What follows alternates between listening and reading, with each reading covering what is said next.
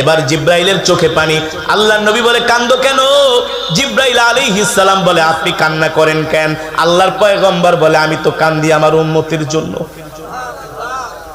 বিশ্বাস করেন, আজকে সারা পৃথিবীতে মুসলমান মার খায়, আজকে সারা পৃথিবীতে মুসলমানদের কোনো অভিভাবক নাই।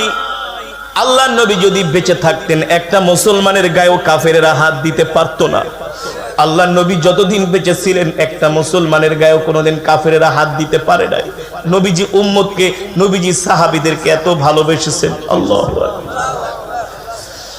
আল্লাহর পয়গম্বর ডাক দিয়ে বলে জিবরাইল তুমি কাঁদো কেন? জিবরাইল বলে গো আল্লাহর নবী আপনি এমন একজন পয়গম্বর, আমি আল্লাহর একজন বিশেষ ফেরেশতা হওয়ার কারণে আমি আপনার কাছে একবার দুইবার তিনবার না, আমি কত নবীদের কাছে